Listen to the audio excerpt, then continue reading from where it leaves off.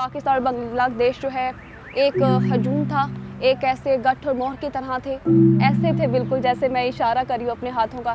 ব্যাপারটা অনেকটা সেরকম দাঁড়িয়ে গিয়েছিল, যে কারণে আসলে বাঙালিরা মানে পিঠ থেকে গিয়েছে দেয়ালে, যে কারণে তারা আসলে স্বাধীনতা চাচ্ছিল। আমি আসলে পাকিস্তান নিয়ে কখন ইন্টারেস্টই ফিল করি নাই অনেস্টলি। शादी भी होता है, फूफो नाराज हो गई, उसके बाद उन्होंने बात नहीं कर दी, तो हमारा थोड़ा सा वैसा सीन है कि हम नाराज हो गए और हम उनकी तरफ देख भी नहीं रहे।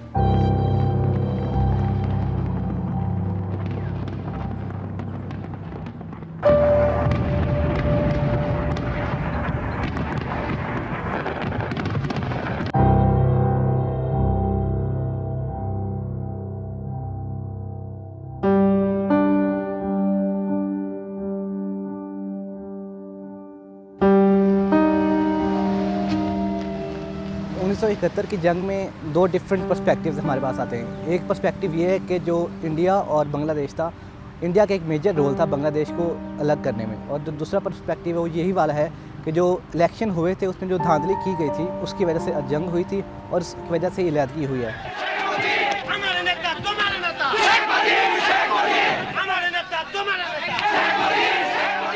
যখন নির্বাচন হলো আমরা জয়ী হলাম, কিন্তু হচ্ছে পশ্চিম পাকিস্তান কিন্তু আমাদেরকে হচ্ছে নির্বাচনের প্রতিশ্রুতি মোতাবেক ক্ষমতা কিন্তু হস্তান্তর করে নাই।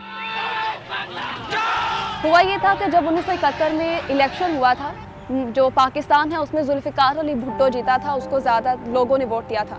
वहाँ से शेख मुजीबुर रहमान जो थे वो जीते थे, लोगों ने उनको ज़्यादा सपोर्ट किया था। शेख मुजीबुर रहमान की हुकूमत जो थी वो बनाना चाह रहे थे पूरे पाकिस्तान में, और वो जीत भी चुके थे, उनकी जमात अक्सरियत में थी, लेकिन पीपल्स पार्टी जो है वो भी एक मगरबी पाकिस्तान में अक्सरियत में थी, जिसकी वजह से वो नहीं बनाने देना चाह रहे थे।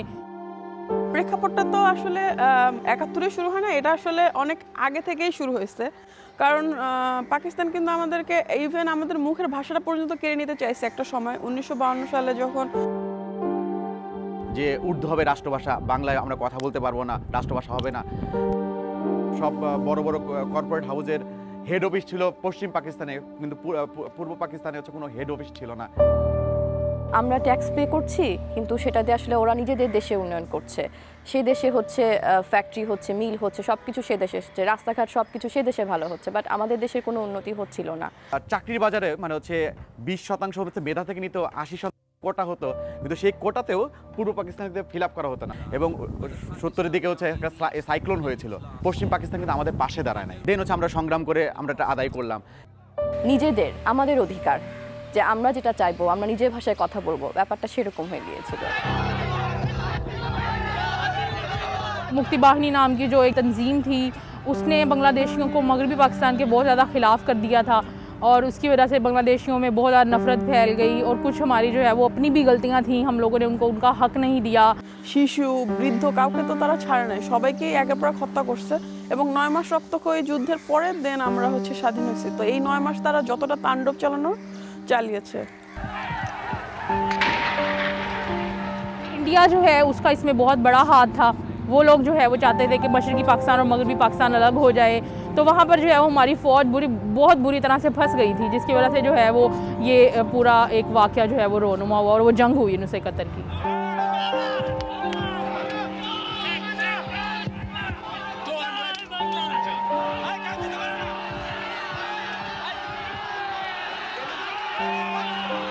অনুতাপ বোধ নেই, ওরা ফিলই করে না যে যেটা একটা ভুল ছিল, যে ওদের ক্ষমা চাওয়া উচিত, এই জিনিসটা ওদের ভিতর নেই, যে কারণে আসলে পাকিস্তান সম্পর্কে আমার কখনো কিছু জানতে ইচ্ছা করে না, আমার আগ্রহ কম। কারণ যেই দেশ আমার দেশের উপর এরকম অত্যাচার নির্যাতন চালিয়েছে, বা যারা এরকম লুটপাট হত্যা রাহাজানি করেছে, তাদের নিয়ে আসলে আমার কখনো কোনো ইন্টারেস্টই জাগে নাই। আমার কখনো জানতেই মনে চায় না এই দেশটা কেমন। সো আমি জানি না, আমি এইটা জানি যে হ্যাঁ, ইমরান খান এখন ক্ষমতা আছে। পাকিস্তানে যেমন হচ্ছে ওদের পারমাণবিক আছে, তাদের সামরিক বাহিনী বেশ শক্তিশালী। বাংলাদেশের মাথাপিছু আয় কিন্তু পাকিস্তানের চেয়ে অনেক ভালো, এবং পাকিস্তানের মাথাপিছু ঋণ অনেক বেশি বাংলাদেশের চেয়ে। 1971 में जब वो आज़ाद हुआ था उससे बहुत हद तक वो ग्रो कर चुका है, क्योंकि तब उनका जो पॉवर्टी रेट था वो 80% से अबव था। लेकिन अब अगर हम देखते हैं उनकी इकॉनमिक ग्रोथ को, तो वो एशियन टाइगर बनने जा रहा है, और उसका जो इकॉनमिक ग्रोथ है उसमें जो सबसे मेन रोल है उनके जो कपड़े के एक्सपोर्ट है वो है, जो कि $40 बिलियन क्रॉस कर चुकी है। और अब ये एक्सपेक्ट किया जा रहा है कि बाय 2031 जो बांग्लादेश है वो एक अपर मिडिल इनकम कंट्री होगी।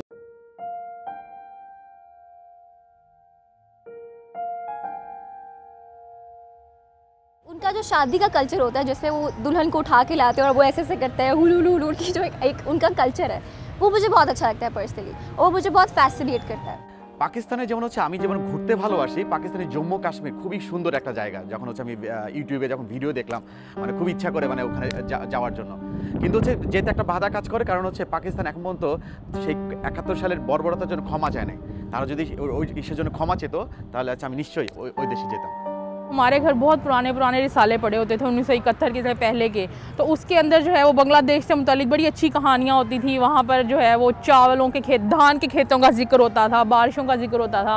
तो बेसिकली मुझे बांग्लादेश में जो है वो बहुत ज़्यादा बारिशें होती हैं, तो मुझे वो बहुत फैसिनेट करती हैं, मुझे वो चीज़ बहुत पसंद है। পেশোয়ারের খাবারগুলো ফুড ব্লগারদের যে খাবারটা চোখে আসে, মানে ওই জাস্ট জানার মধ্যে শুধু এইটাই যে পেশোয়ারে কিছু খাবার, মুখরোচক খাবার পাওয়া যায়, এতটুকুই পাকিস্তান সম্পর্কে জানা, আর তেমন জানা নাই আর কি। प्राइम मिनिस्टर है, उनसे मिलना चाहूँगा कि उन्होंने इतने कम अरसे में 1971 के बाद मतलब कि कुछ सालों 40-50 साल में पाकिस्तान से भी ज़्यादा बेहतर ग्रोथ किस तरह की है। পাকিস্তান সম্পর্কে আসলে জানার আগ্রহটা আমার অনেক কম। তার মেইন রিজন হচ্ছে যে ওরা 71-এ যে যুদ্ধটা হলো, 30 লাখ মানুষকে ওরা গণহারে মেরে গিয়েছে, গণহত্যা যেটা হয়েছে। हमारा उनके साथ कम्युनिकेशन बहुत फिल्टर्ड और बहुत लिमिटेड है। ना हमें उनके कल्चर के बारे में पढ़ाया जाता है, ना हमें अब हमारी हिस्ट्री बताई जाती है कि हम किस तरह एक साथ रहते थे और हम अलग हो गए, और उसके बाद उनकी जो डेवलपमेंट है ना हमने उनसे पॉजिटिव रह के सीखा है। उसी पार्टीशन के बारे में बात करके उनका नैरेटिव जानना चाहूँगी कि वो उसके बारे में क्या सोचते हैं और क्या समझते हैं, और फिर देखूँगी कि हम एज अ पाकिस्तानी क्या देखते हैं, और फिर वाकई क्या ऐसा है कि इंडिया ने फूट डाली थी और अब हम शायद कोई मौका हो या कोई रास्ता हो जिससे हम वापस जुड़ सकते हैं।